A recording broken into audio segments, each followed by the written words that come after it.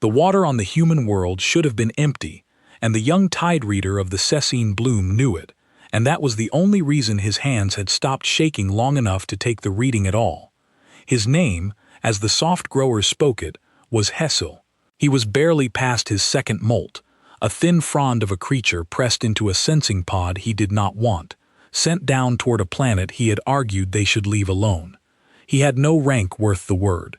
He had been given the depth survey because no grower of standing wanted to waste a season staring at salt water on a world the Bloom had already marked for taking. He had argued against the taking, too, in the small way a junior was allowed to argue, which was to say he had asked one question in the seating council and been told to be quiet. The question had been simple. Why had no one ever seen the humans fight? 11 worlds the Bloom had grown over, and on each one the native life had thrashed and burned and thrown its weapons at the coral and lost, because that was what living things did when something patient came to grow over them. But the humans had met no one. The humans had spread out into the dark in soft, slow ships, traded with 3 other species, lost 2 colony worlds to other powers without a shot, and never once shown a weapon. A whole species, and no one had ever seen its teeth. To Hessel, that was not the mark of a soft thing. A soft thing showed you it was soft. A thing that showed you nothing was a thing that had decided what you would be allowed to know. The council had folded the calm gesture at him and given him the depth survey, which was a polite way of telling a junior to go count mud. The Cecine Bloom did not conquer the way hard species conquered. It did not burn or bomb or break. It grew. It seeded a world's shallows with its living coral, fed on what the world offered, and over slow centuries it covered everything that had once lived there with something patient and pale and endless. 11 worlds wore the Bloom now, each one a wet planet drowned in pale reef from pole to pole, the old life pressed down beneath it, and the new soft life of the Bloom spread over the top. The growers called it gardening. They believed it too. They did not think of themselves as a conquest. They thought of themselves as a tide, and a tide does not ask the shore whether it wishes to be covered. The humans' blue planet was meant to be the 12th garden. It was a good world for the Bloom.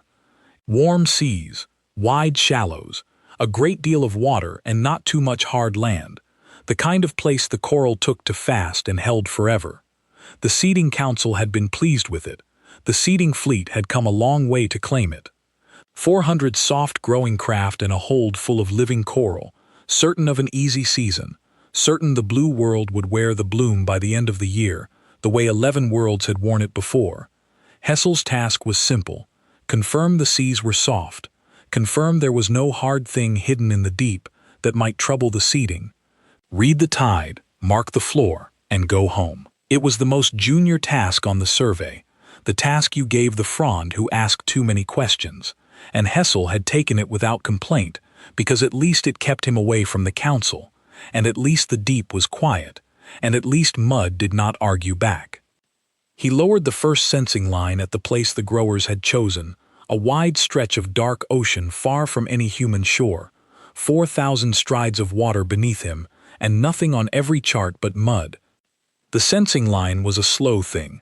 It fell through the water on its own weight, unspooling behind it, and a tide reader learned patience because there was nothing to do but wait while it went down. Hessel waited. He watched the water grow darker around the pod as it dropped, the warm, bright shallows giving way to the cold green middle dark, then to the true black, where no light from the human sun had ever reached. The pod's own faint glow lit a small bubble of water and nothing else. This was the part of the work he had told the council he liked, the quiet of the deep, the sense of being somewhere no living thing had any business being. He had meant it. He had not known then that the deep he found so peaceful was peaceful because something had cleared it, the way a field is quiet because a predator keeps it that way. The line touched bottom at 4,000 strides exactly, which was the first wrong thing, because a mud floor is never exactly anything. Mud is soft and uneven and full of small returns, silt and worm burrows, and the slow drift of a seabed that has never been disturbed. The line should have sunk into it a little, the way a line always sank into mud, and given back a soft, scattered reading full of noise. The line went down, the reading came back, and Hessel stopped breathing through all 4 of his gills at once. The floor was not mud. The floor was metal. Not a wreck, not a single sunken thing. The return came back flat and even and vast, a hard surface that ran out past the edge of his first scan, then past the edge of his second, then past the range his pod could reach at all. Wherever he turned the line, the answer was the same: metal, shaped metal, metal that had been laid down on purpose and then hidden under 4,000 strides of cold water and left there in the dark. He told himself it was a seabed of strange ore. He told himself it was a dead structure, an old ruin, a thing the humans had drowned and forgotten. He told himself many soft and comforting things while his pod drifted over it, and not one of them was true, and somewhere under the comfort, a colder reader in him already knew. He had read the survey records of the 11 taken worlds before he came. Every one of them had a quiet floor. Every wet planet the bloom had ever grown over had given back soft mud at the bottom of its deep seas, because that was what the bottom of a deep sea was. He had read those records carefully, because he was the kind of frond who read carefully, and not one of them, not a single one across 11 worlds and 1100 years, had ever returned a floor of flat-shaped metal. There was no precedent for this. There was nothing in the whole memory of the bloom that told a tide reader what to do when the bottom of the ocean came back wrong. He sent the line deeper, down to the surface itself, and ran a slow shape scan across a single span of the metal floor. It was not a floor, it was a hull, the curve of it, the long swept spine, the rows of sealed ports along a flank that ran for more than a kilometer in a single unbroken line. He was not looking at the bottom of the sea, he was looking at the top of a ship. One ship larger than anything the bloom had ever grown or built, lying on its side in the dark with the patience of something that had chosen to be there. And it was not alone. He widened the scan as far as his pod would let him, his whole body gone cold and still inside the sensing pod, and the second hull resolved beside the first. Then a third. Then the scan filled with them, hull after hull after hull, laid in long ranks across the sea floor, nose to stern, rank behind rank, vanishing into the dark in every direction the line could reach. Thousands of them in this one stretch of water, tens of thousands. He could not see the edge of the formation. There was no edge in range. He tried, for a while, to count. It was a reader's instinct, to put a number on a thing, and a number would make it smaller, and a thing made smaller could be carried back up to the survey ship without breaking the one who carried it. He counted the hulls in the first rank his scan could hold. Then he counted the ranks. Then he multiplied, the way a frightened creature does arithmetic to keep from thinking, and the number his own arithmetic gave him was so large that he stopped, because the number was not a count of ships any longer. It was a count of how wrong he had been. The bloom had crossed the dark in 400 soft craft and thought that was a fleet. Under one stretch of one ocean on this one world lay more hulls than the whole Cessine bloom had ever built in 1100 years of building, and the scan had not found the edge of even this one stretch, and there were oceans all over this planet. The humans had not left their oceans empty. They had filled them. They had built a battle fleet, and they had sunk it on purpose, hidden it under the deep dark water of their own world, and they had let 11 blooms watch them and call them soft and mark their planet for the taking, and they had said nothing. They had traded soft. They had lost 2 colonies soft. They had let the whole dark believe they were a gentle little water species with no teeth and no stomach for war, and the whole time, under their own seas, they had been keeping this. Hessel's pod recorded one more thing before he pulled the line, and it was the thing that broke him. A reading off the nearest hull, faint and steady and warm against all that cold water. The ship was not dead. It was running, low and quiet and idle, like a thing asleep with one eye open, like a thing waiting to be told it was time. He moved the reading to the next hull, and it gave back the same warmth. And the next, and the next. He swept the line across as many of them as he could reach, the whole frightened length of him certain that somewhere in all those ranks he would find one dead, drowned wreck, one cold hull, one ship that had simply been sunk and left, because that would mean these were a graveyard, and a graveyard could not hurt him. He did not find one. Every hull he touched gave back the same faint, steady warmth, the same low, idle pulse. More than 100 years of patience carried on the smallest possible heat, a whole fleet running at the lowest setting a fleet could run at, and still be alive. They had not sunk a dead fleet. They had bedded a living one down in the cold and the dark, and told it to sleep light, and it had, and it was still sleeping light now, and his line was crawling all over its skin like an insect, on the face of something vast. He fired the line back up into its housing. He turned the pod toward the surface, and the survey ship waiting above, and the long dark fleet of growers in orbit beyond it, the seeding fleet, that had come to take the 12th world, and his only thought, the only clear thought left in his small frightened mind, was that they had to be told. They had to be told now, before the growers gave the order to seed, before anyone touched that water, before the thing under it was given a reason to wake. He was already too late, and he did not know it yet. The fleet beneath the ocean had heard his line go down. It had been listening to the water for a very long time. It was already counting them. The survey ship hauled Hessel's pod aboard, and he spilled out of it still wet and shaking and trying to speak, before his gills had even cleared the change of medium. The podmaster who received him was an old grower named Tovish, broad and gray-fronded and unbothered by anything, who had seeded 4 worlds in his long life and expected to seed many more. He looked at the young tide reader thrashing on the deck and made the soft folding gesture that meant calm yourself, you are embarrassing the season. The floor, Hessel said. Master, the floor is wrong. The floor is not a floor. The floor is mud, Tovish said. It is always mud. That is why we take water worlds. Soft floors, soft water, soft little fish. Compose yourself. He had seeded 4 worlds. He had heard juniors come up from the deep with all manner of fears, sea monsters and ghost lights and currents that whispered, because the deep did that to young growers who had never been alone in the dark. He had a gentle way with the frightened ones. He folded the calm gesture and waited for the boy to settle, the way he had waited for 100 frightened juniors before, and he was already composing the soft thing he would say to send Hessel back down with his pride mended. You found a wreck, Tovish said kindly. Every water world has a wreck or two. Old ships, dead things, the bones of whoever lived here before us.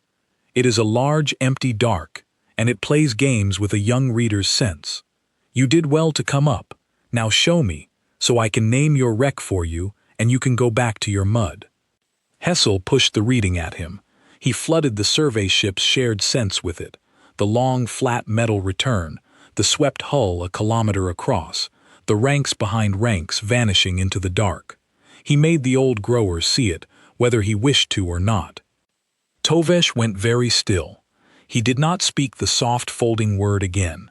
He looked at the reading for a long time, and then he looked at it longer, and the young reader watched the certainty go out of the old grower the way warmth goes out of a body, slowly and then all at once.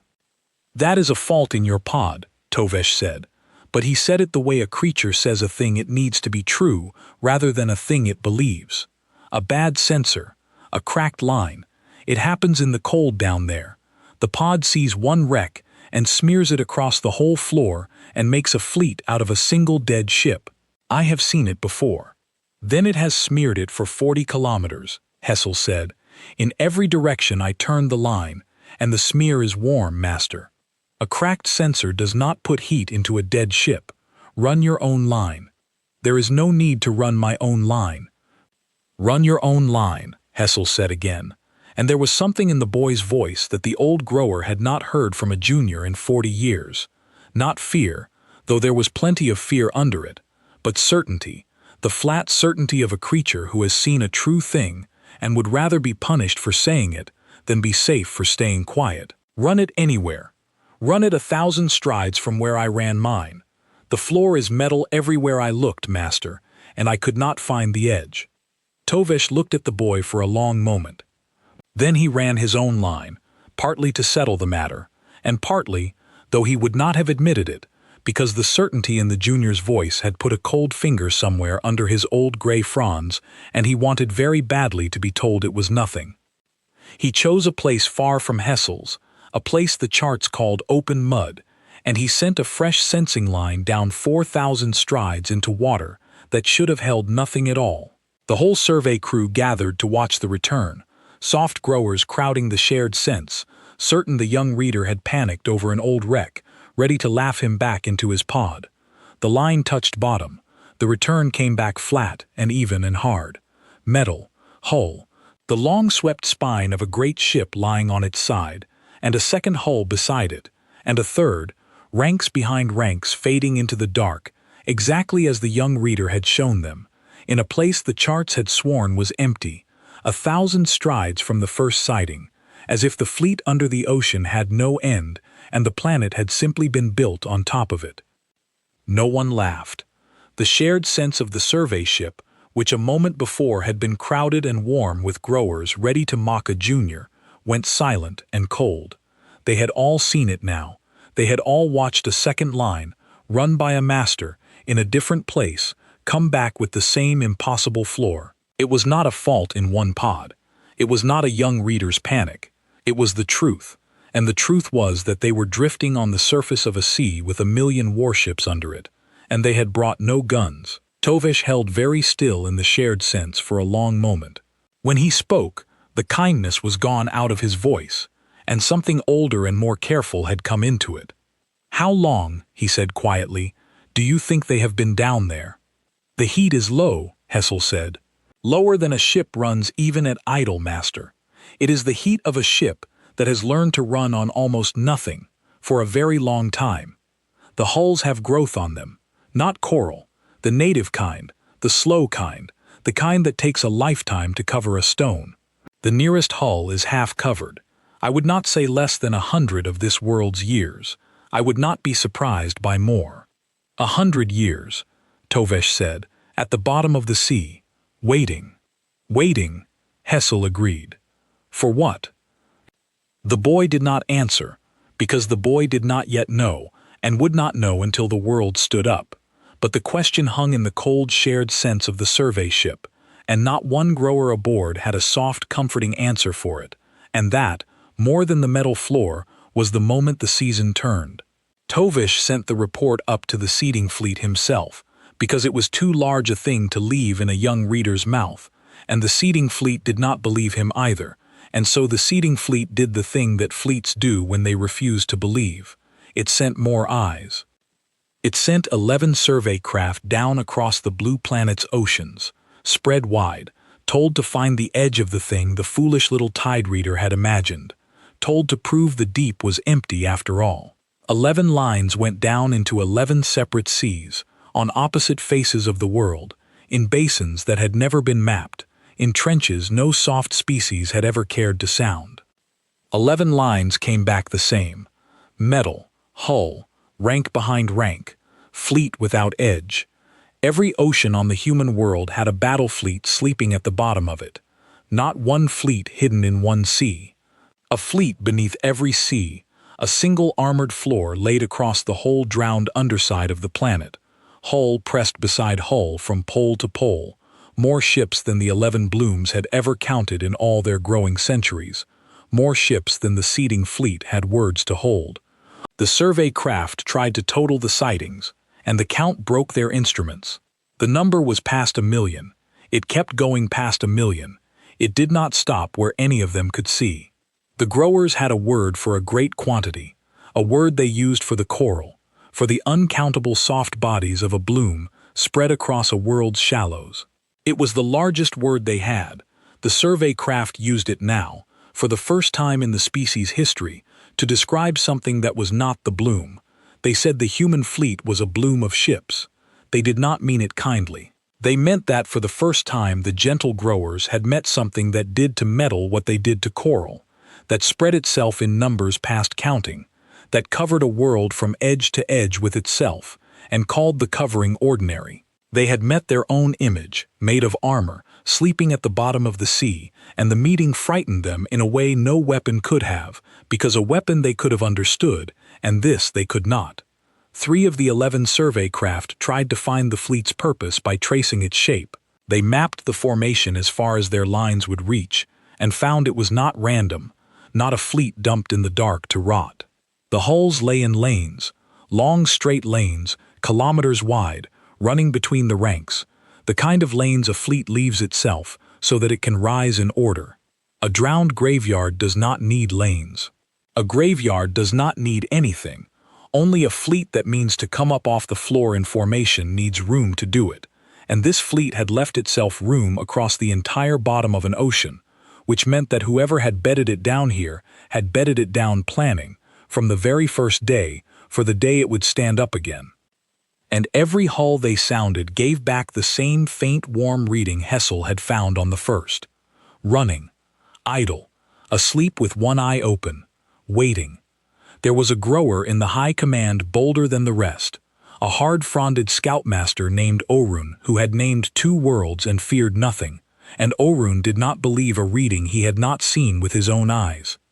He took a pod down himself, against the council's caution, to lay his sense directly on one of the hulls and learn for certain what it was. Hessel was made to go with him, because Hessel knew the deep and the lines, and because the bold ones always wanted a frightened one along to look brave beside. They went down together into the cold green dark and then the true black, 4,000 strides, to the floor, to the skin of the nearest ship. Up close it was worse. From the surface, on a line, the hull had been a flat warm return, a shape, a number. Pressed against it in a pod, Hessel understood for the first time that he was lying on the side of something that had been made by hands that meant it. The armor was layered and angled and pierced with rows of sealed ports, each port large enough to swallow the survey ship whole, and behind every sealed port, Hessel's sense told him, there was a weapon, racked and ready and cold. The hull ran away into the dark in both directions farther than the pod's light could follow. They drifted along it for a long time and never reached either end. Orun, who feared nothing, stopped speaking partway along, and his silence was the loudest thing Hessel had ever heard from a grower of the high command. Then Orun did the foolish thing that bold growers do when they are frightened and cannot admit it. He decided to wake one, not the fleet, one ship. He reasoned, aloud, that if he could rouse a single hull and watch it do nothing, watch it sit dead and cold and unanswering, he could carry that proof back to the council and end the panic. He did not understand, as Hessel understood and could not make him understand, that the fleet on the floor was not a fleet of single ships. It was one thing.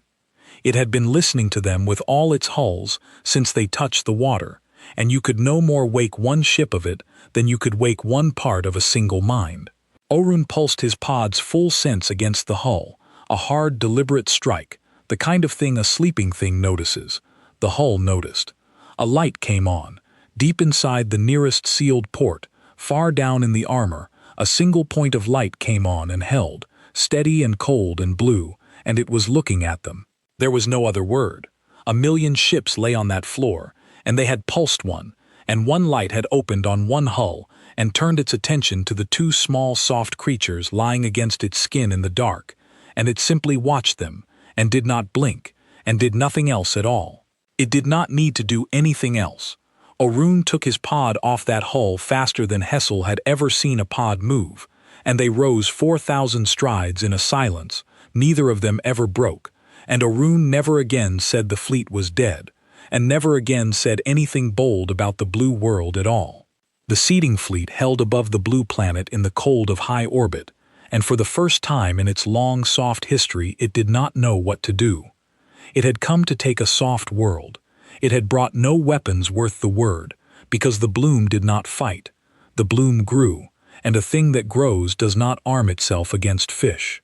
It had 400 seeding craft and 11 survey ships, and a hold full of living coral, and not one gun that would trouble a hull a kilometer across, and there were more than 1,000,000 such hulls under the water beneath it.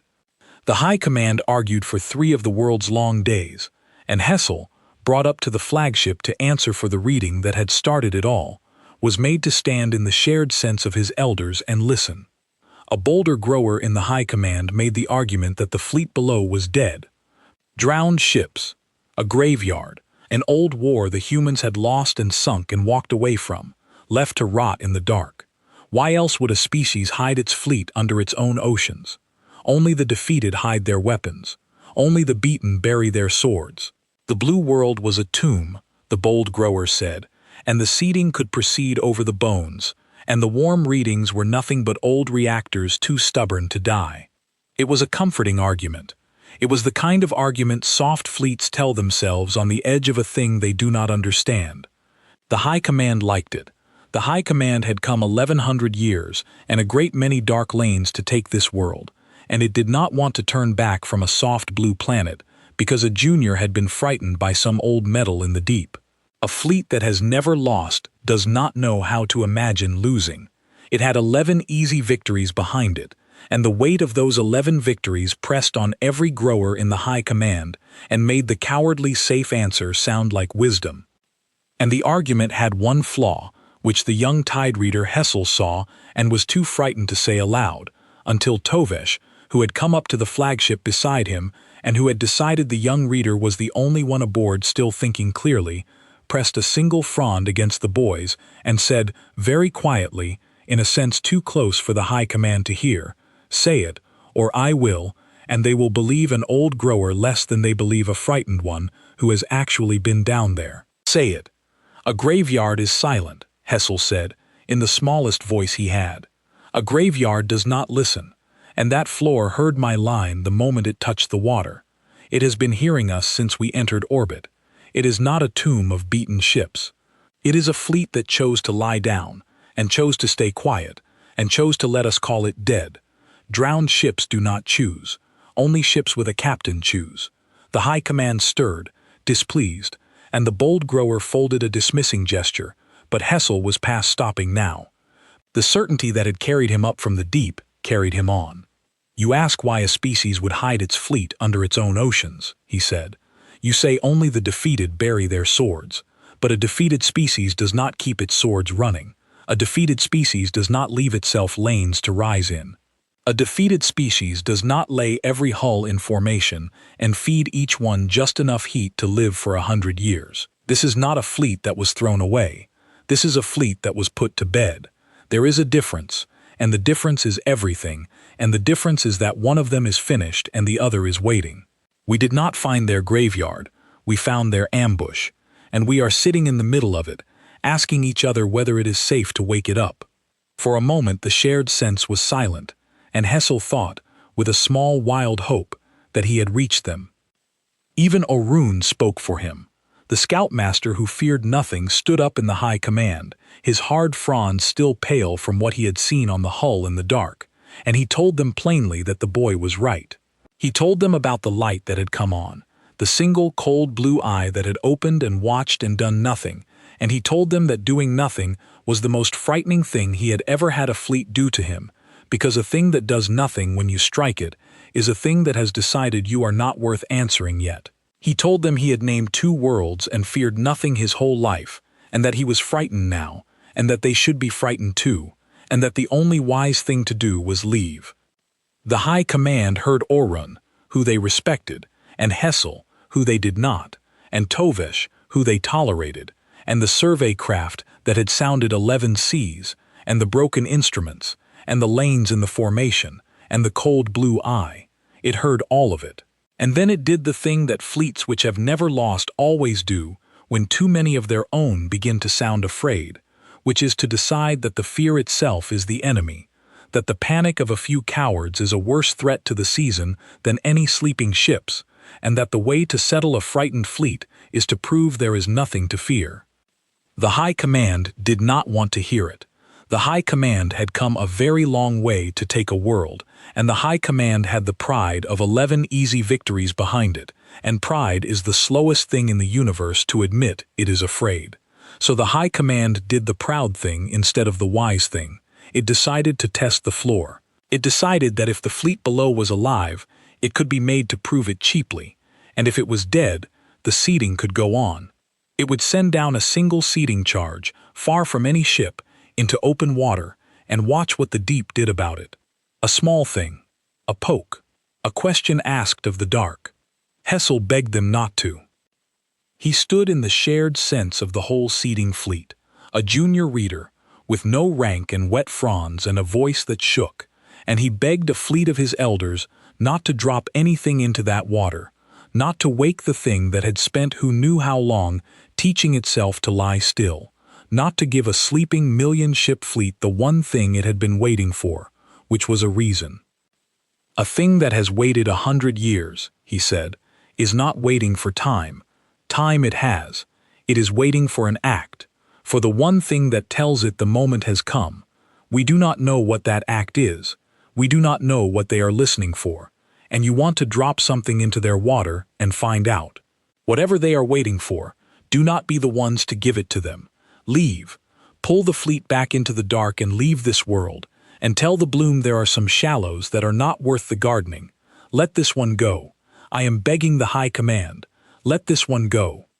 It was the bravest thing a junior of the Cecine Bloom had done in living memory, and it changed nothing, because pride is the slowest thing in the universe to admit it is afraid, and the high command had 11 easy victories telling it that fear was for lesser fleets.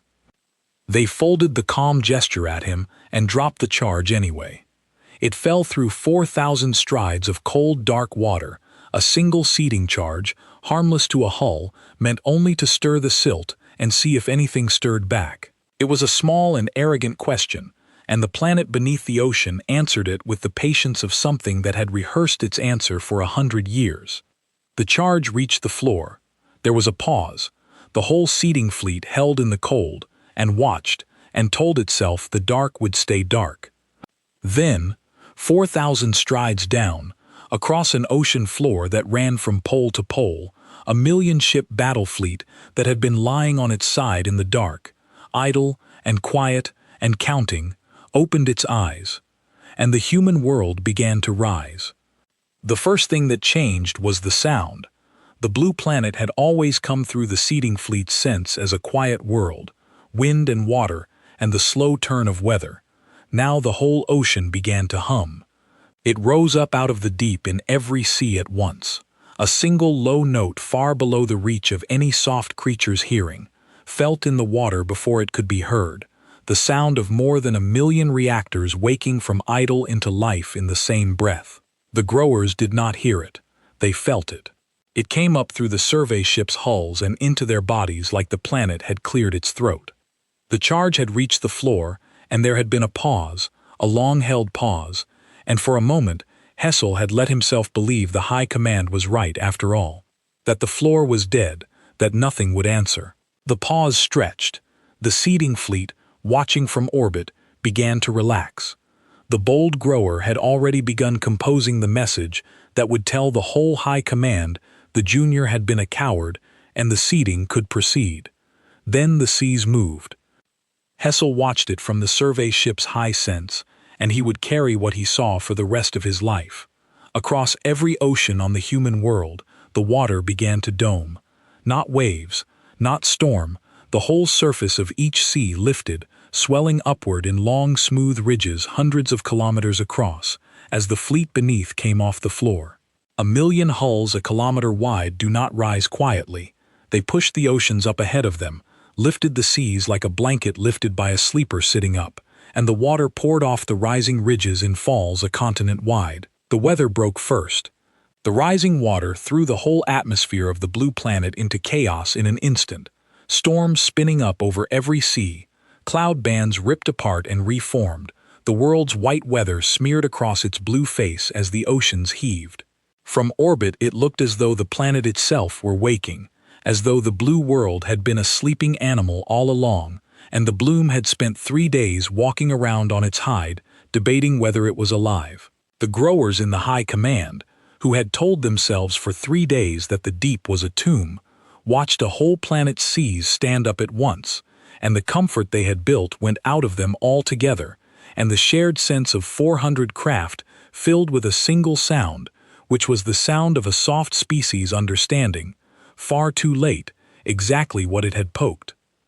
The first hull broke the surface in the open Pacific dark, and it came up nose first out of 4,000 strides of water, shedding ocean off a spine that ran more than a kilometer, and it kept coming, and and the survey crew watching it had not understood the scale of the readings until they saw a single ship that size stand up out of the sea like a mountain deciding to walk. Then a second hull broke beside it.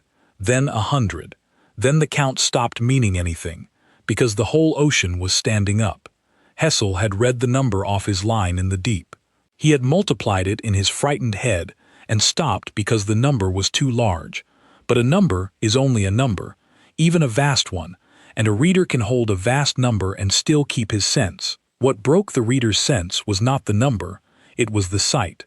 It was watching a thing he had only known as a flat warm return on a sensing line rise up into the light and become real, become a million ships, become a fleet wide enough to wear a planet, all of it coming up at once, all of it shedding the same falling ocean, all of it in the same patient order. The number had been a thing he could argue with the high command about. The sight was a thing that could not be argued with at all. It simply was, and it was larger than anything the Cecine Bloom had a word for, and the growers who saw it never afterward used the word fleet the same way again. The hulls came up clean. That was a small thing, and it frightened Hessel more than the largeness did. A ship that has lain 100 years at the bottom of the sea should come up fouled, should come up dragging weed and rot and the slow, soft growth of the deep. These came up with the growth sloughing off them in sheets, hulls beneath shining and whole and unmarked, as though the dark water had only been a blanket and not a grave, as though the fleet had spent a century not decaying but resting, and had risen the moment it was called as fresh as the day it was bedded down. Someone had cared for these ships. Someone had kept them. 100 years of patience under the sea, and the hulls came up ready to fight, and that meant the patience had never once been despair. It had been discipline. It had been a plan, kept perfectly, for longer than most species kept anything at all. They had been built to do this. That was the thing Hessel understood as he watched, the cold, clean horror of it settling into him. No fleet rises from the deep that smoothly by accident. Every hull came up level, came up in formation, came up already in its rank, water sluicing off armored flanks that had waited under the cold dark for the order to do exactly this. The humans had not drowned a fleet, they had stationed one. They had built 1,000,000 warships to live at the bottom of their oceans, hidden under the one thing in the universe that hid them perfectly, 4,000 strides of water no scan could see through, and they had told that fleet to wait, and the fleet had waited, and the only thing it had ever needed was for someone to drop something into the water and call them dead. The seeding fleet in orbit broke. There is no other word for it. 400 seeding craft that had come to take a soft world turned as one and tried to flee, and the High Command's calm gesture meant nothing now, and the bold grower, who had called the planet a tomb, was screaming for full burnout system on every channel at once. They ran. A soft fleet with no guns ran from a world that was standing its whole ocean up, and Hessel's survey ship turned to run with them, and the old grower Tovesh held it steady one moment longer, because Tovesh had decided he wanted to see. So they saw the human fleet rise the rest of the way, and they saw it not fire. That was the second horror, and it was worse than the first. The fleet came up out of every ocean, more than 1,000,000 hulls, each one large enough to swallow the whole seeding fleet in a single hold, and it formed up in the high air above the seas, and it turned its faces toward the soft growers fleeing in orbit, and it did not fire a single shot.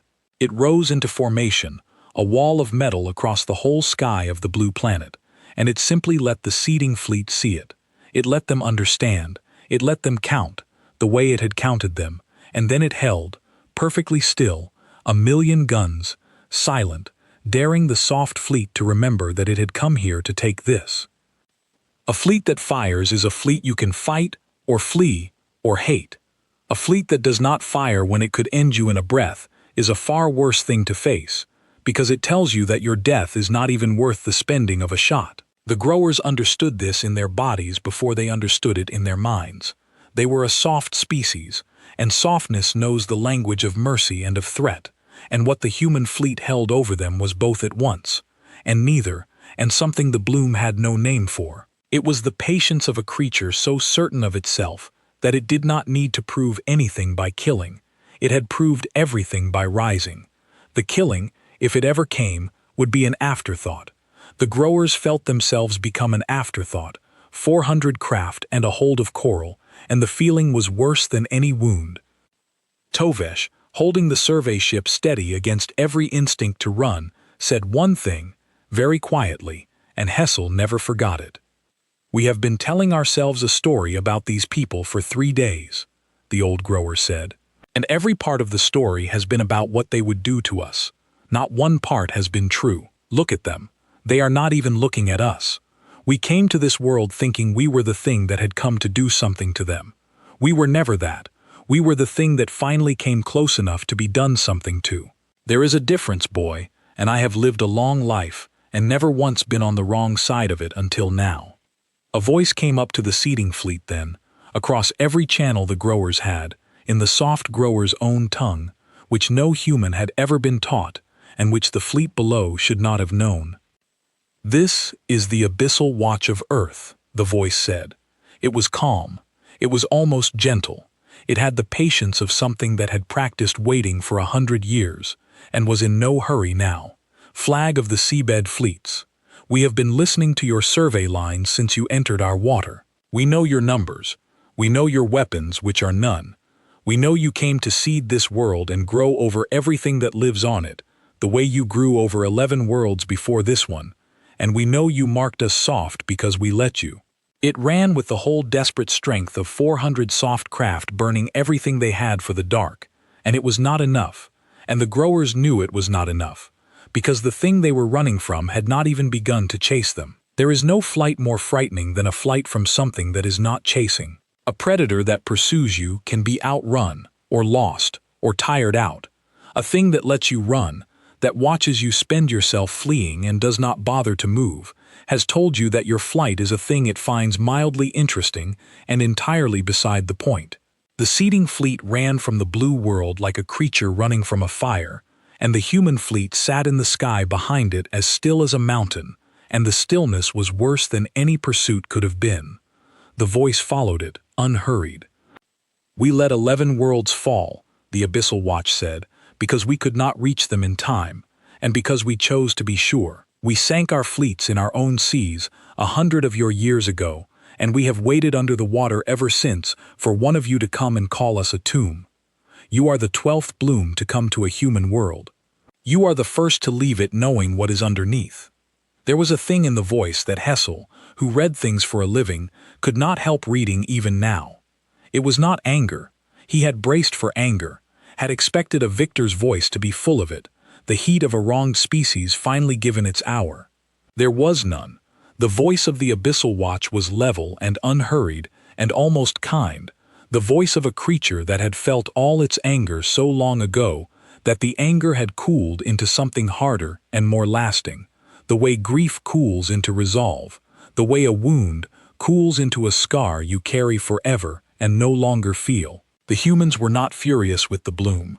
The humans had been furious with the bloom 100 years ago, when the first world fell, and they had taken that fury and pressed it down under 4,000 strides of water and let it set into a plan, and a plan does not need anger to be carried out, it only needs patience. And patience, the voice made very clear, the humans had in a quantity the bloom had never imagined a hard species could hold. Hessel, in the fleeing survey ship, in the smallest voice he owned, asked the question the whole soft fleet was too proud to ask. "Why did you not fire?" He did not expect an answer. He was a junior tide reader with no rank, on a running ship, and he had spoken into the open sense without meaning to. But the Abyssal Watch heard everything in that water, and everything in that air, and it answered him alone, by name, because it had read his survey line first, and it knew exactly who had found it. "Because we do not need to, Hessel of the Cessine Bloom," the voice said, gently, and the use of his own small name in that vast calm voice turned the young reader's blood to cold water. "You came in soft fleets, with no guns.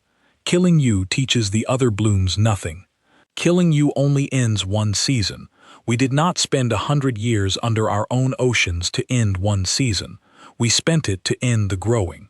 The growers in the seeding fleet heard those words and did not understand them.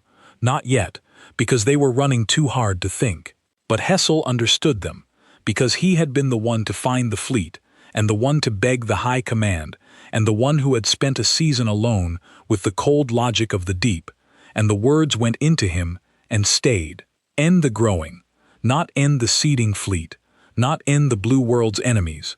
End the growing, the whole growing, the entire patient 1100-year spreading of the Cessine bloom across the dark, root, and reach and all. A species did not say a thing like that, calmly, over a fleet it had just made flee, unless it had already decided how, and had already built the means, and was already, in this very moment, beginning to do it. The killing of the seeding fleet would have been the small thing, the season's end thing. What the humans meant to do was the large thing, and they had just told him so, by his own name, in a voice with no anger left in it at all. And the human fleet, a million hulls hanging silent across the sky of the rising world, began, very slowly, to move. Not toward the fleeing seeding craft, past them, around them. The abyssal watch came up out of the planet's gravity and into open space, and it did not chase the soft growers at all. It formed a long road of hulls reaching out from the blue world toward the dark, toward the deep lanes the bloom used to move between its worlds, toward the 11 seeded planets and the soft home seas the growing fleets had come from. And Hessel understood, with the last of his cold, clear mind, what the trick had been. He had been looking at it the wrong way the whole time, and so had the high command, and so had every grower in the seeding fleet. They had all asked the same question, the question that had seemed so clever in the council. Why would a species hide its fleet under its own oceans? They had answered it with pride, and with fear, and with comfort, and every answer had been about the blue world, about defending the blue world, about the blue world being a tomb, or a trap, or a fortress. And every answer had been wrong, because the question had been wrong, because the blue world was not the point of the fleet at all. The fleet was not hidden under the blue world's oceans to defend the blue world. The blue world's oceans were simply the only place in the whole dark where a million ships could lie down, where no bloom would ever think to look, where no scan could ever pierce, where a fleet could wait 100 years for the one thing it needed. And the one thing it needed was not safety, and was not time. It was for a bloom to come close enough. It was for a bloom to bring its survey ships and its seeding fleet and lower its lines into the water and tell the humans where the bloom's lanes ran and which way they led home. The blue world was the only bait in the universe that the bloom could not resist, a soft, wet planet ripe for the gardening, and the humans had dangled their own homeworld in front of an empire for 100 years and waited for the empire to take the hook. The humans had not hidden their fleet to defend the blue world. The blue world had never been the prize. The blue world had been the bait. It took Hessel the whole flight-out system to understand the size of what the humans had done, and when he understood it he wished he had stayed a junior tide reader who knew nothing. The flight-out system took 11 days. The survey ship ran alongside the broken seeding fleet, 400 craft scattered and burning hard for the dark, and Hessel spent every one of those 11 days at the high sense, because someone had to watch the human fleet and no one else aboard could bear to. He watched it the way you watch a thing you cannot understand, hoping that if you look long enough the shape of it will finally make sense, and the longer he looked, the larger and stranger and more deliberate it became.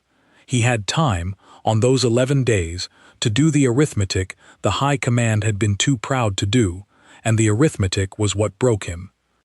The bloom had thought itself the patient species, 11 worlds taken slowly, century by century, coral over stone, soft and certain and unhurried. The bloom had been proud of its patience, the way the seeding fleet had been proud of its 11 easy wins. And the whole time the bloom had been a child playing at slowness next to the thing under the human oceans. 100 years. The abyssal watch had said it as if it were nothing. 100 years of building 1,000,000 warships and lowering each one into the deep dark of their own seas and teaching it to lie still. 100 years of letting their oceans look empty on every scan. 100 years of watching world after world fall to the bloom and choosing every single time not to come, because coming early would have shown their hand and saved one world and lost the war. 11 planets the humans had let go, 11 worlds grown over, because they had decided that the only way to end a thing that grows is to wait for it to come to the one sea it could never see the bottom of, and then take everything it had sent at once. Hessel tried to imagine it from the human side, and could not hold it for long, because it was too large and too cold a thing for a soft mind to carry. He tried to imagine being a species that had watched its first neighbor world go pale under the coral, that had understood at once what the bloom was and what it meant to be in the bloom's path, and that had sat down to do the arithmetic. The arithmetic would have been simple and terrible. The bloom could not be stopped at one world, because the bloom was not at one world. The bloom was an empire, and killing one seeding fleet only sent another. The bloom could not be met in the open, because the bloom spread, and a species that revealed its strength too soon would only teach the bloom to come at it with everything. The only way to kill an empire that grows is to make it gather itself in one place, and then take all of it, and there was only one place in the whole dark the bloom could be made to gather, and that was wherever the bloom believed it was about to win. So the humans had decided, 100 years ago, to lose. To lose on purpose, for a century, world after world, neighbor after neighbor, while they built in the dark under their own seas, and said nothing, and let the whole galaxy, and the whole bloom, believe they were soft.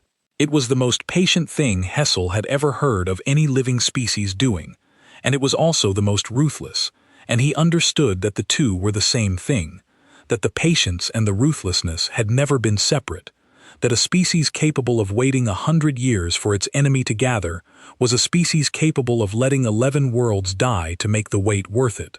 The bloom had thought the humans soft because the humans never fought back. The humans had never fought back because fighting back even once, even to save a single world, would have ruined the only plan that could win. Tovesh, the old gray grower, watched the human road of hulls reach out toward the bloom's home lanes and made a sound Hessel had never heard a grower make. "They are not chasing us," Tovesh said. "No," said Hessel. "They are going to the others." Yes.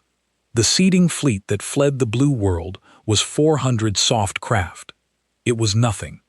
The humans let it run, because the humans had counted it and found it not worth a shot. But the bloom was 11 seeded worlds and a home cluster, and growing fleets moving along the dark lanes between them, fleets that did not know the blue world had bared its teeth, fleets that thought the 12th seeding was proceeding soft and slow, exactly like the 11 before it. And the Abyssal Watch knew where every one of those lanes ran, because it had spent 100 years at the bottom of the ocean listening to the soft fleets that came and went, learning the bloom's roads from the survey lines the bloom itself dropped into the water. That was the part Hessel kept returning to, the part that sat coldest in him. Every bloom survey ship that had ever come to the blue world over the long century of waiting, every scout that had drifted into the system to see whether this soft, wet planet was ripe yet, had lowered its lines into the water and sounded the deep and gone away again, believing it had learned nothing. They had each thought themselves clever and careful. They had each marked the blue world's oceans empty and reported the seas soft, and every one of them, dropping its lines, had been speaking to the fleet on the floor. Every survey line had been a voice the Abyssal Watch listened to. Every scout that came and went had told the fleet, without ever knowing it, which lane it had come down and which way it would go home. 100 years of bloom scouts, each one certain it had given the humans nothing, had together drawn the humans a perfect map of the whole empire, lane by lane, world by world, all the way back to the warm home seas. The humans had let the bloom map its own death, and never noticed it was doing it. The first the home blooms knew of any of it was when the human fleet arrived in their lanes. Not one ship, not a squadron. The Abyssal Watch came down the dark roads in numbers the seeded worlds had no frame to hold, 1,000,000 hulls and more, moving in the cold patient formation they had practiced on the floor of the sea, and they did not seed, and they did not grow, and they did not negotiate. They went to each seeded world in turn, the 11 planets the bloom had grown over, the soft wet planets wearing pale coral from pole to pole, and Hessel's survey ship, running for the home cluster ahead of them, caught the readings of what the humans did there, and could not look away. The humans did not burn the 11 worlds. The young reader had braced for fire, for the soft horror of watching the Bloom's coral-grown planets cracked open, and it did not come. Instead, the Abyssal Watch held over each seeded world and did a thing far stranger and far worse for the Bloom to bear. It began, very carefully, to lift the coral off. They had the patience for it. That was the thing. A species that could wait 100 years under its own oceans could spend a year, 2 years, 10, scouring a living empire's grip off a world one shallow at a time, peeling the Bloom out of every sea it had grown into, undoing 11 centuries of slow, soft conquest with 1,000,000 ships that did nothing but work. The Bloom had taken the 11 worlds by growing. The humans took them back by ungrowing. And every world the Abyssal Watch cleared, it left alive, scoured down to bare water and bare stone, the native life half dead, but breathing, a planet that would belong to no one for a long age while it healed. Hessel's survey ship passed within reading range of the third cleared world on its run for home, and he made himself look, because he had decided somewhere on the long flight that he would be the one grower who looked at everything and turned away from nothing. This was the world the Bloom had called Seventh Garden, seeded 900 years before, one of the oldest and proudest of all the taken worlds, drowned so completely in pale coral that no grower alive had ever seen what lay beneath. Above it now hung perhaps 40,000 hulls of the Abyssal Watch, a fraction of the whole fleet, and that fraction alone was larger than every fleet the Cessine Bloom had ever put into the dark at one time in all its history. The coral was being lifted off the world's shallows in great pale rafts, gathered and drawn up and carried away, and where it had been, there was bare rock and dead silt and, here and there, the first faint green of the native life the Bloom had pressed down 1,000 years before, struggling back toward a sun it had not seen in centuries. It was not a kindness, exactly. The humans were not gardeners restoring a garden. They were undoing a thing, the way you undo a knot, methodically, without love, because the knot is in your way. But the world was alive when they finished, and that was the part that undid the growers who watched. The Bloom had never once left a world alive. The Bloom grew over everything and called it a garden. The humans were tearing the Bloom out of 11 worlds and leaving every one of them breathing, and in doing so they were saying, without a word, that there had always been another way to deal with a living world, and the Bloom had simply never bothered to find it. The Bloom's home command saw it happening across 11 worlds at once and did the only thing a thing that grows can do when something has decided to ungrow it. It tried to seed faster. It is a desperate instinct, and Hessel watched it fail. The home Blooms threw every growing fleet they had toward the cleared worlds, racing to reseed the shallows before the humans finished, flooding the lanes with soft craft and living coral, trying to grow the Watch off the worlds the Watch was scouring. And the Abyssal Watch, which did not fight the way hard species fought, but which had spent 100 years learning exactly how this enemy moved, simply held the lanes, 1,000,000 hulls across the dark roads between the worlds. The growing fleets could not pass. They could not seed a shallow they could not reach. The Bloom had only ever had one weapon, the slow, soft spread of itself, and the humans had put a wall of metal between the Bloom and everywhere it could spread, and a thing that cannot grow is a thing that is already dying. Hessel watched one of those growing fleets try the wall, because his survey ship passed near it on the run for home, and what he saw he never forgot. A great soft fleet of seeding craft, hundreds of them, came down a lane toward one of the cleared worlds, holds full of living coral, certain in the soft Bloom way that quantity was its own kind of strength, that enough coral poured at enough shallows would simply grow past anything. They had never met a thing that could be enough against them. They came down the lane and they met the hulls of the Abyssal Watch waiting across it, and the human ships did not fire, did not ram, did not threaten, they simply did not move. A wall of hulls a kilometer wide each, ranked across the lane, silent, and the soft growing fleet poured itself against that wall and found there was nowhere to pour. It could not seed metal, it could not grow over a hull, It could not pass through a formation that had no gaps, and no fear, and no end. The growing fleet milled in the dark before the wall like water before a dam, and the coral in its holds had nowhere to go, and after a long while it turned and went back the way it had come, having lost nothing and gained nothing, and learned the one thing the Bloom had never had to learn, which was what a wall was. The home command saw it happen across every lane at once. It saw its growing fleets turned back without a shot, its coral kept from every shallow, its 11 worlds being lifted clean, and it began, slowly, to understand the shape of what was coming. It was not a war. There would be no war, because the humans would not give it one. It was a closing. A patient, methodical closing of every door the Bloom had ever spread through, one lane at a time, by a fleet that could afford to stand in every doorway forever. The home command had built its whole long history on the certainty that the Bloom could always grow somewhere, that there was always another shallow, always another world, always more dark to spread into. And now there was a wall in every lane, and the dark past the wall was closed, and the home command felt, for the first time in 1100 years, the size of the cage that had been built around it while it was looking the other way. The home cluster sent a voice out at last, when it understood. It sent the soft folding gesture of peace, the calm yourself sign the growers used on frightened juniors, the sign that meant, let us be soft together. It sent it to the abyssal watch of Earth across every channel the Bloom had, the gentlest thing the gentle species knew how to say. The humans answered with the same voice that had spoken over the rising oceans, calm and unhurried, and without any cruelty in it at all, which was the worst part. We are being soft, the abyssal watch said. If we were hard, you would be ash. We have not killed a single grower we did not have to. We are simply taking back what you grew over and putting you where you can grow over nothing more. You called this softness when you did it to 11 worlds, slowly, over centuries. We are only doing it back to you, and we are doing it faster, because we have been practicing under the water for 100 years while you thought we were a tomb. And Hessel, listening from a survey ship at the very edge of the home cluster, understood the last and coldest piece of the trick. The humans had never needed to win a battle.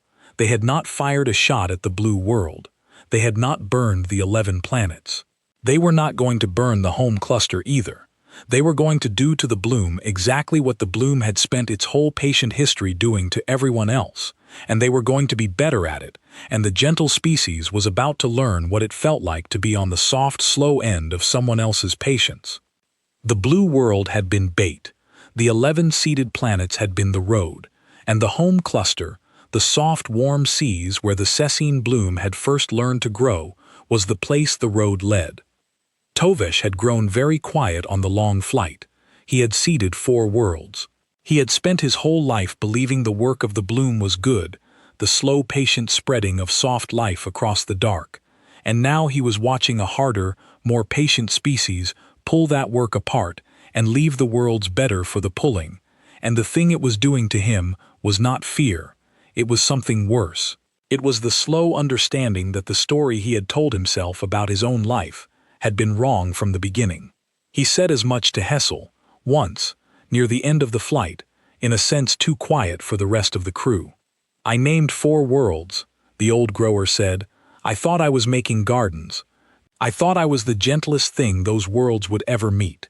And now I have met something truly gentle, boy, and it is taking 11 worlds back from us, and leaving them alive, and I cannot stop thinking that the 4 worlds I named are screaming under the coral I put on them, and that the only mercy any of them will ever know is if these people come for my gardens too.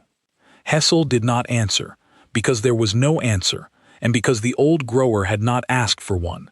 He had only needed to say it out loud once, to the one grower aboard who he knew would not fold the calm gesture and tell him to compose himself. The abyssal watch finished the 11 worlds.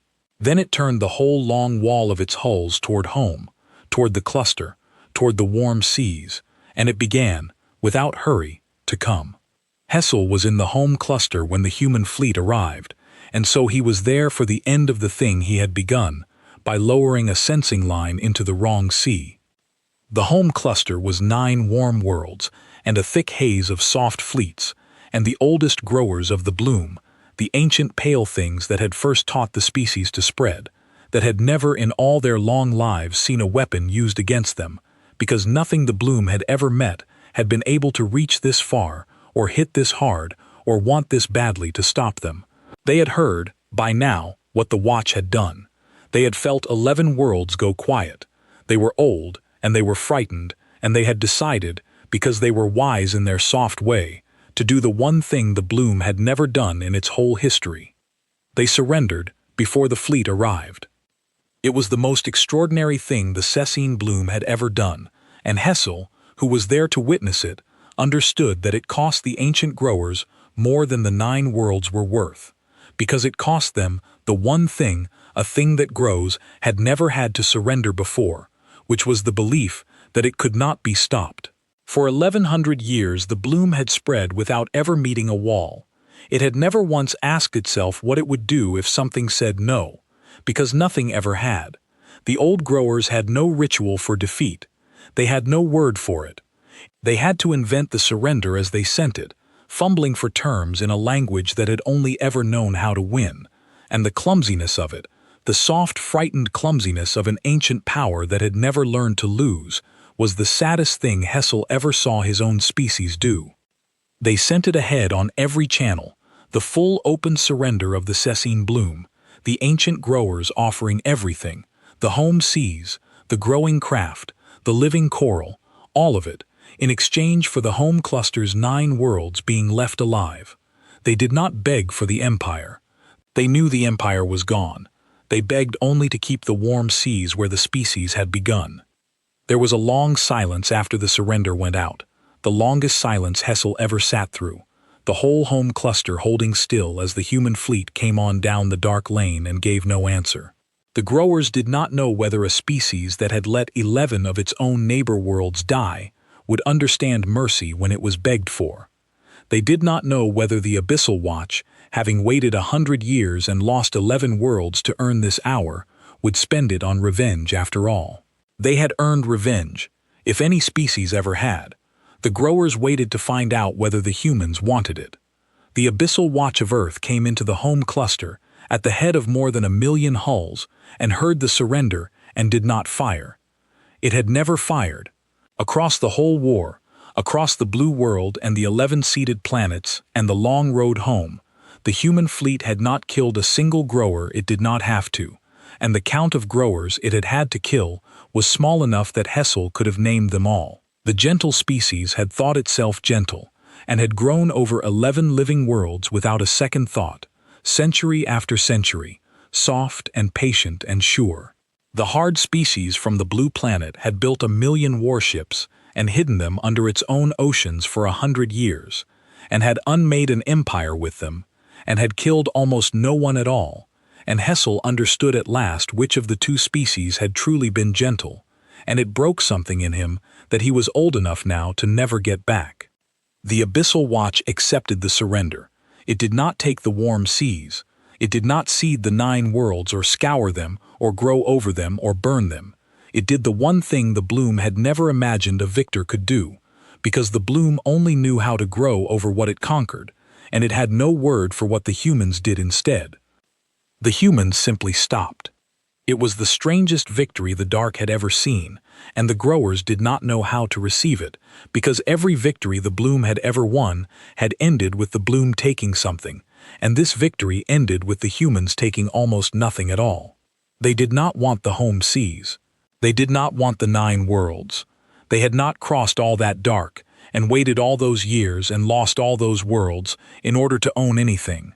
They had done it for one reason only, and the reason was not greed, and was not even hatred, but something colder and cleaner than either, the simple determination that the bloom would never grow over a living world again.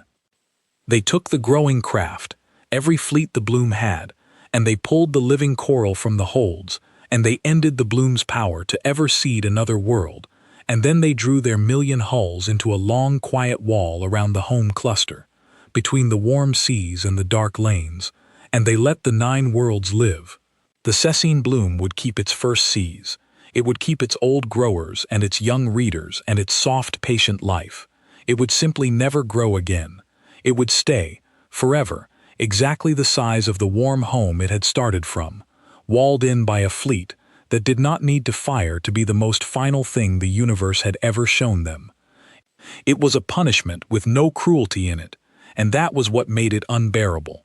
The humans had not taken the bloom's life. They had taken the bloom's reach.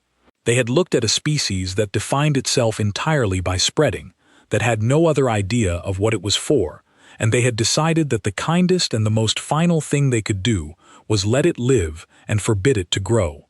The growers would have understood being burned. Burning was a thing hard species did, and you could hate the burner and die proud. You could not hate the wall. The wall did not hate you. The wall simply stood between you and everything you had ever believed you were, calm and patient and silent, for as long as your species lasted, and let you spend the rest of your existence in the warm little sea you had started from, becoming small. The voice came one last time, across the home cluster, calm and unhurried, and gentle to the end. You spread for 1100 years, the abyssal watch of Earth said, and you never once asked the worlds you grew over whether they wished to live. We asked you nothing either. We only made you small, and we left you alive in the place you began, which is more than you left for anyone. Stay in your warm seas, Sessine bloom. Grow your own gardens. Reach past them again, and we will be in your water before your survey lines come back, because we are always listening, and we are always patient, and we have a great many oceans left to wade in. Then the human fleet settled into its long wall around the home cluster, 1,000,000 hulls in the patient formation they had first practiced on the floor of an ocean 100 years before, and it went quiet, and it stayed. It is still there. That is the part the young readers always find hardest to believe, and it is the truest part of all. The abyssal watch did not come, do its work, and leave. It did not need to be anywhere else. The whole point of a fleet that has learned to wait under the sea for 100 years is that waiting costs it nothing, and so the wall around the bloom is not a temporary thing, not an occupation that will one day grow bored and lift. It is permanent. The humans walled in the Sessine bloom the way the bloom had once walled in 11 worlds under coral, and they did it with the same patience, and the same certainty, and the same complete absence of hurry, and they will keep doing it for as long as there is a bloom to keep, because to a species that waited a century at the bottom of the ocean, forever is simply a longer kind of wait, and they have always had the patience for it. Hessel lived a long life after that, longer than he had any right to, the junior tide reader who had lowered the line that woke the world. He never rose in rank. There were no ranks left worth rising in. He spent his years in the warm home seas, inside the wall, watching the silent human hulls that hung between the bloom and the dark, and he became, in his slow, soft way, the only grower who would speak plainly about what had happened, the only one who would not pretend the empire had been taken by force, or bad luck, or any soft, comforting thing. Tovesh did not live so long. The old grower who had seeded 4 worlds went quietly, a few seasons after the wall closed, and Hessel was with him at the end, and the last thing the old grower said was not about the war at all. He asked whether the 4 worlds he had named were being lifted, the way the 11 had been lifted, whether somewhere out past the wall the humans were pulling his coral off the worlds he had grown over and letting the old life come back to the sun. Hessel did not know. No one inside the wall could know. But he told the old grower yes, because it was the kindest thing he had, and because he believed, in his slow, soft way, that it was probably true, that a species patient enough to wall in an empire would also be patient enough to go on lifting its gardens one shallow at a time for as long as it took, undoing the whole long work of the bloom with the same care it had undone everything else. Tovish seemed to find that a comfort. He folded the calm gesture, once, at the end, not at anyone, just at the dark, and then he was still. Once, only once in all his long life, a human spoke to Hessel directly. It happened many seasons into the wall, when the growers had grown used to the silent hulls hanging between them and the dark, and had stopped, mostly, looking up at them. Hessel had never stopped looking up. He spent a part of every day at the edge of the home seas, with his sense turned toward the nearest hull of the Abyssal Watch, not in fear and not in hatred, but in something he could not name, the way a creature looks at the thing that has decided the whole shape of its life. And one day, without warning, the hull answered him. A voice came down across the water on a single private channel, the voice of one ship's captain, an old human by the weariness in it, who had perhaps been watching the small soft grower watch the fleet for years and had finally grown curious. "You are the one who found us," the captain said. It was not a question. The Abyssal Watch forgot nothing. "The tide reader, you lowered the first line." "I did," Hessel said. "You tried to warn them. We heard you. We hear everything in our water and in our air, and we heard a junior beg a fleet of his elders to leave before they woke us. You were the only one of your whole empire who understood what we were, before the seas stood up. I have always wondered what that was like, to be the one creature on the right side of a thing and have no one believe you." Hessel considered the question for a long time, because it was a true one and deserved a true answer. "Lonely," he said at last, and then, after, worse than lonely, because being right did not save anyone. The empire fell anyway. The worlds were lifted anyway. I was right, and it changed nothing, except that now I am the one who has to remember it correctly." The old human was quiet for a moment. When the voice came again, it was gentler than Hessel had expected, gentler than a victor had any need to be. "That is the work, Tide Reader," the captain said. "Remembering it correctly. We spent 100 years under the sea, so that one day someone would tell this story true, and not turn it into a tale of luck, or of monsters, or of soft people who got what soft people get. Tell it true. Tell them we did not hate you.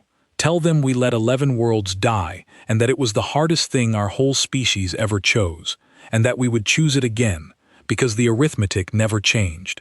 Tell them what patience costs. You are the only one over there who knows. That is why we left you a long life. We have a way of keeping the ones who will remember." The channel closed, and the human never spoke to him again, and Hessel understood that he had been given a task, the last task of his life, and that the fleet that walled in his species had chosen him to carry it. So he carried it. When the young readers asked him, the ones born inside the wall who had never known the spreading years, he told them the truth. He told them the humans had not beaten the bloom in a battle, because there had never been a battle.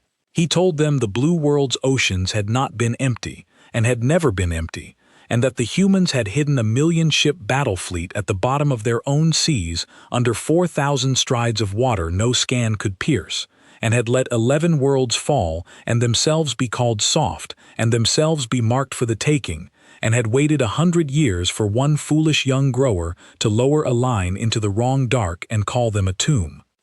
He told them the trick of it, the whole patient, terrible shape of it, that the fleet beneath the ocean had never been built to save the blue world, that the blue world had been the bait, and the 11 seeded planets had been the road, and the home cluster had been the place the road led, and that the humans had let the bloom map its own ending with every survey line it ever dropped, and had ungrown an 1,100-year empire in a handful of years, and had done it nearly without killing, which was the part the young ones found hardest to believe and the part that mattered most. The young ones always argued with him about the killing. They had been raised on the old stories, the proud ones, the ones the surviving growers told to make the fall bearable, and in those stories the humans were monsters, and the bloom had been brave, and only the cruelty of the deep had beaten it. It comforted them. Hessel understood the comfort and refused to give it. He made them look at the truth, which was harder and stranger than any monster. He told them the humans could have burned the blue world's whole sky, clear of the seeding fleet, in a single breath, and had not. He told them the humans could have cracked the 11 worlds open instead of lifting the coral off them, and had not. He told them the humans could have ended the home cluster, every grower in it, in revenge for the 11 worlds and 100 years of waiting, and had walled it in alive instead. At every point where a hard species would have killed, the humans had chosen not to, and they had still won completely, And that was the lesson the young ones least wanted and most needed, that mercy and victory were not enemies, that the most patient thing in the universe had also been the most merciful, and that the bloom, which had thought itself gentle, had never once been either. He told them, too, the part that frightened him most to say out loud, which was that the humans had been right, not right to be cruel, because they had not been cruel, right in the arithmetic. The bloom could not have been stopped any other way. A fleet sent early would have warned it. A war fought in the open would have taught it. A single world defended would have cost the others. The only way to end a thing that grows was to let it gather and take all of it at once, and the price of that was 11 worlds, and the humans had paid the price with their own neighbors and their own patience, and 100 years of their own seas lying empty over a fleet that could not be used until the very end. Hessel made the young readers sit with that. He made them understand that the humans had not enjoyed it. He had heard it in the old captain's voice, the weariness of a species that had done the hardest possible thing and would do it again and took no joy in any of it. The bloom had grown over 1100 years and called it a garden and felt good about it. The humans had saved the galaxy from the bloom and felt the weight of every world it cost them. That, Hessel told the young ones, is the difference between a thing that thinks it is gentle and a thing that actually is. And when they asked him the last question, the one every young reader asked, why the humans had hidden the fleet under the water at all, why a species would sink 1,000,000 warships in its own oceans and lie still for 100 years rather than meet the bloom in the open, Hessel told them the answer the Abyssal Watch had given him, alone, by name, on the day the seas stood up. Because a fleet you can see can be measured, and a fleet you can measure can be planned for, and a fleet you can plan for is only a fleet, but a fleet hidden under 4,000 strides of dark water, a fleet that lets you call it dead, a fleet that waits 100 years for you to drop the one careless thing into the deep, is not a fleet at all. It is patience with 1,000,000 guns. And patience, Hessel told the young readers of the walled-in bloom, every time, until he was the oldest grower left who remembered the spreading years, is the one weapon the gentle species had been so proud of, and never once understood, until the day the human oceans rose.